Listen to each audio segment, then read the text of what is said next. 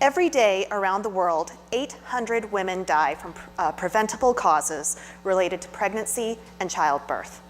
99% of those cases are in the rural areas of developing countries, where access to quality health care and emergency services is extremely limited. 40% of those cases are due to severe bleeding from placenta abnormalities, which are preventable if they're detected in advance by an ultrasound. The country of Morocco sees 720 deaths alone from pregnancy complications every year in a country that's about a little bit smaller than the state of California. In rural areas, health clinics are poorly supplied, and frontline health workers may not have the expertise or tools to prevent pregnancy-related deaths. Morocco is also a prime example of another trend being seen across the developing world: the massive adoption of mobile technology. In 2013, Morocco saw a 130% mobile penetration rate. 42 million mobile subscriptions were sold to a population of 32 million people. With growth like that, Morocco is a prime example of how technology can be harnessed for social good. In 2014, two companies conducted an experiment. Qualcomm, a semiconductor and telecommunications company, and Trice Imaging, a cloud medical imaging company, set out to demonstrate the potential of mobile technology to reduce maternal mortality rates in Morocco. The Mobile Ultrasound Patrol Project visited 3 rural areas of Morocco and conducted 575 examinations in 8 weeks.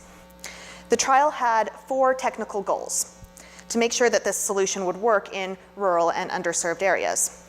The first was to use as few components as possible. The second was to prioritize portability so that a device could be held with one hand. Already, the large workstation carts that we see in our own hospitals have been reduced to a mobile ultrasound device that's about the size of a laptop. The third and fourth goals were to minimize energy usage, since rural areas are often without reliable energy sources, and to obtain consistent 3G and 4G connectivity so frontline health workers can upload images from anywhere. This adds 2 more components to this solution: a Wi-Fi dongle so that the images can be transferred off the mobile ultrasound device and to a phone or tablet. The ultrasound images are then uploaded from the phone or tablet to the cloud, where a doctor anywhere in the world can examine the images and collaborate with the frontline health worker on the best care options and dramatically reduce the time between examination and diagnosis. In fact, the time needed for diagnosis was cut from 2 weeks to 24 hours, while the cost per ultrasound was cut from $80 to $2. But most importantly, of the 575 exams, 94 were diagnosed with high-risk pregnancies. Many of these cases would not have been detected in advance otherwise. The success of this project not only empowered frontline health workers with new technical skills, but it also inspired more women in these communities to check in at their local health clinics more often. Projects like the Mobile Ultrasound Patrol and similar innovations happening in Nigeria and China are just one example of how technology innovations can shift the dialogue around global development, from giving aid to empowering communities. There are 2 major trends contributing to this shift in how we approach development of the world's most underserved communities. The first trend is the United Nations Sustainable Development Goals and the Millennium Development Goals before them. In September 2000, the United Nations launched the Millennium Development Goals, a set of 8 goals for the international community to work toward, with the overall mission of ending extreme poverty in our lifetimes. The Millennium Development Goals did a great deal of good. From 1990 to 2015, the number of people living in extreme poverty fell by more than half. The under 5 mortality rate and the maternal mortality rate both fell by nearly half, and primary school enrollment increased 83%. The goals improved quality of life for millions of people and proved that global action toward collective goals works. But the Millennium Development Goals also had a number of problems. the progress towards the goals was uneven, and some countries made little to no progress at all. The goals were decided on with little outside input, so key issues in global development were completely missed or passed over. And because the private and civil sectors were brought into the process late, not even until about 2010, when there were only 5 years left until the goals were due, progress towards the goals faltered for years. By the due date for the Millennium Development Goals in September 2015, half of the goals had not been achieved, and there were no analytics in place to see which interventions were the most effective. So the United Nations took these lessons from the Millennium Development Goals, and in response, launched a lot more goals. The 17 Sustainable Development Goals include 169 targets, or sub-goals, that are broader in scope than the previous goals, and they address 3 dimensions of sustainable development: economic growth, social inclusion, and environmental protection. To create these goals, the UN opened up their deliberations process. Rather than bureaucrats meeting in the basement of the UN building, the process to create the Sustainable Development Goals included stakeholders and input from all corners of the earth. In addition to meetings that brought in business and civil society representatives, the UN launched an initiative called My World 2015. This was an online poll sent out through the UN system to citizens of the world. And it was really the first time the UN used technology like this to crowdsource information and find out what citizens of the world wanted from their policymakers and respective governments. So the responses came in from nearly all sectors of society. Oops, stay there. Nearly all sectors of society, all ages, economic levels, men and women, and the survey received nearly 10 million votes. But the results showed a common set of desires from people everywhere. We want a good education, better job opportunities, honest government, and to lead healthy and fulfilling lives. So from this feedback, you can start to see how the goals were formed. And this time, they are much more comprehensive than the Millennium Development Goals were. The Sustainable Development Goals apply to both developing and developed countries. And rather than being an afterthought, how the goals will actually be implemented was discussed. It was at the center of discussions before the goals were even adopted in September 2015. A key part of the Sustainable Development Goals is a focus on capacity building and technology, meaning bringing in data and analytics to help us understand who's living in our planet, what their needs are, and what interventions are the most effective in helping them. And this is where the second major trend comes in. As this movement towards the Sustainable Development Goals was happening, we were also seeing a massive shift happening in our global economy. In January this year, leaders from business, politics, media, and civil society met high in the Swiss Alps at a beautiful mountain resort called Davos for the annual World Economic Forum meeting. Since the 2008 financial crisis, this annual meeting has been about trying to see around the corner and to predict what the next global economic disruption may be. This year, the meeting was focused on the emergence of the Fourth Industrial Revolution. And now we've all heard of the Industrial Revolution. We studied it in school. Beginning in about 1760, our global economy began shifting from an agrarian economy to a mechanized one with the adoption of the steam engine, iron, and textile manufacturing. The first Industrial Revolution was considered to be one of humanity's most important moments, right behind domestication of plants and animals. But what is less known is that since the 18th century, we have gone through 3 other shifts that have radically changed how we live our lives. The Fourth Industrial Revolution, which we're entering now, is built on the digital revolution that began in about the mid-20th century. In this third industrial revolution, we saw the widespread adoption of computers, the creation of the internet, and an exponentially increasing processing power being fit into smaller and smaller devices. The fourth industrial revolution will be characterized by a fusion of technologies and a blurring of the lines between the physical, digital, and biological spheres. Each of these economic shifts has been marked by political and socioeconomic upheaval.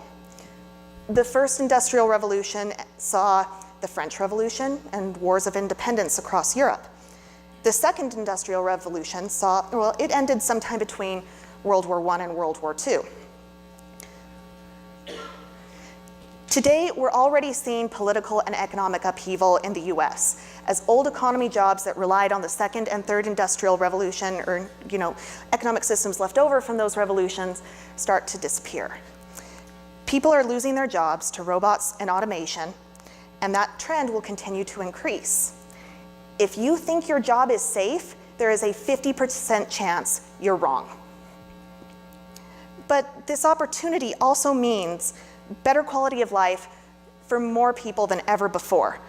Advances in automation and robotics will destroy jobs, but it will also create more that we haven't even dreamed of. 2/3 of the jobs our children will have not even been created yet. And it won't just be developed countries that will see these opportunities. The UN Broadband Commission has pointed to technologies like mobile phones that have allowed developing countries to leapfrog their to leapfrog in their economic growth and to close technology gaps at record speed. In fact, it's likely that many of the disruptions that we will see will come from developing countries and then be adopted later by developed countries. And there are a couple of examples of this. So first, who here has heard of Elon Musk's new solar roof tiles? They're pretty cool, right? You have, the solar panels instead of shingles on your roof. Those were not invented by Elon Musk. They were invented by a company in Kenya called Strauss Energy 3 years ago. Another example from Kenya is electronic banking. Kenya leapfrogged over the era of brick and mortar banking and went straight into mobile banking through innovations of companies like M-Pesa. The last presentation just talked about how frustrating some of our banking is, and some of our mobile banking apps are just kind of terrible here. But Kenya is leading the world in this area, and it's because technology innovations have allowed them to be much more nimble. So the big question, the elephant in the room is, are we ready?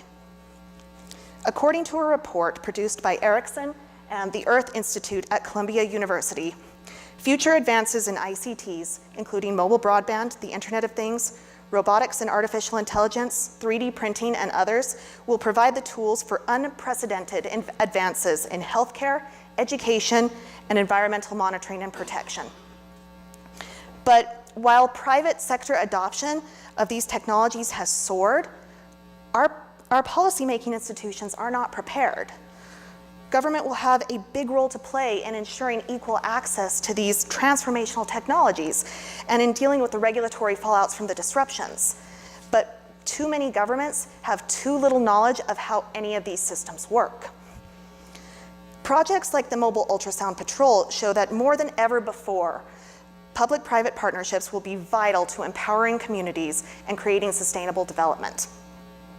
In Morocco, the Ministry of Health played an important role in facilitating access to health clinics and doctors, as well as information on what the most promising places would be for conducting the experiment. Public-private partnerships and coalitions between government, business, and civil society combine the flexibility and technical expertise of business, the data and access to regulated industries of government, and the relationships with underserved communities of civil society in order to create a sustainable solution to the world's most intractable issues.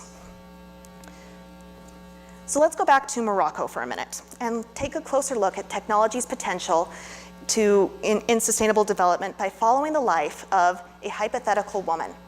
We'll name her Amina. Amina is one of the 94 women who were diagnosed with high-risk pregnancies during the Mobile Ultrasound Patrol project. Because it was caught in advance, doctors were able to help her through her pregnancy, and she delivered a healthy baby girl. If her high-risk pregnancy had not been caught in advance, she may have died from complications. Her family would find themselves short-handed on her farm, and her children may be pulled out of school to come assist, continuing the cycle of poverty. But instead, Amina is able to return to her family and her farm with a short recovery time. Now, in Morocco, 40% of the population lives in rural areas and depends either directly or indirectly, on agriculture for their livelihood. At the same time, rural poverty is 3 times higher than it is in urban areas. These issues mean that food insecurity and rising food prices, the same issues that sparked the Arab Spring, are real issues for Morocco. So USAID and the government of Morocco launched a program to give farmers cell phones. Now, these aren't the smartphones that probably everyone here has. These are very simple phones capable of text messaging. For Amina, getting a phone like this is life-changing. Every morning, she gets a text from a local weather station that advises her on how to set up a drip irrigation system, how much water she should be giving her crops today, or how much she should be fertilizing and when the optimal time is for that. She's also able to access a database of information about individual crops and best practices for each of those crops. So she's able to learn that her tomatoes and potatoes have different needs from her wheat crops. Thanks to this mobile phone, she's not only able to reduce her farm's water consumption by 20 to 30%, she's also able to increase its production enough that she's able to take the extra to the market. Now, when she goes to sell her crops at the market, her mobile phone comes in handy again. Before, she would spend time transporting crops to the market, only to find out, oh, well, today the prices aren't so great for this, but yesterday they were great. You should have come yesterday. Now with her phone, she gets daily text messages on the market prices before she goes, so she can maximize her ROI and the time spent on traveling and increase her profits on her crops. Now, there is a reason I focused on women throughout my examples today. Research has shown that when you're looking at global development issues, 90% of a woman's income is reinvested in her family, as opposed to about 40% of a man's income. According to the Bill and Melinda Gates Foundation, when a mother controls her family's budget, her children are 20% more likely to survive and more likely to thrive. When 10% more girls go to school, a country's GDP increases by 3%. So remember back at the beginning of our story that Amina gave birth to a little girl? When a young girl lives in poverty, the chances are good she will be married by age 14 and pregnant by age 15. There are 50 million girls living in poverty and susceptible to this outcome. But because Amina was able to grow her farm, make a good living from it, she's able to keep her daughter in school until she graduates at age 18. Amina may even be able to save enough money to send her daughter to college, where she gets an education so that she can provide a life for her family that Amina would never have dreamed of when she walked into that health clinic for an ultrasound. Amina was able to break her family and the next generations of her family out of the cycle of poverty, all because of access to technology. Now, imagine if everyone had those opportunities. Thank you very much.